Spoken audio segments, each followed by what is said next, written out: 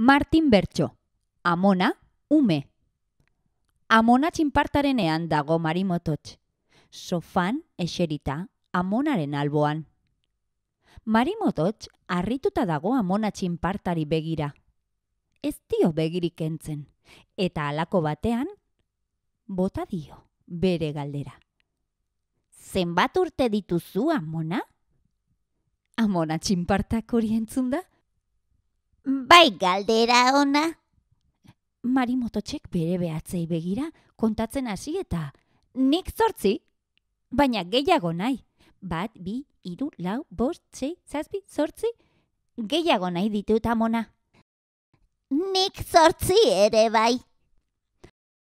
Argazkiak ikusten hasi dira biak elkarrekin. Garai bateko argazkiak dira. Argazkietan jolasean zabiltza guztietan, dio Marimototxek. Argazkiak zuri beltzean dauden hoietan? Amona saltoka ari da, soka saltoan jolasean. Denbora ona da harrapaketan. Zimurrak soka saltoan dabiltza kopetan.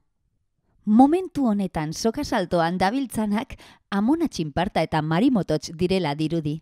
Gazteak baleki eta zaharrak baleza. Martin bergerturatu zaie orduan. Dena ez da zuri beltza!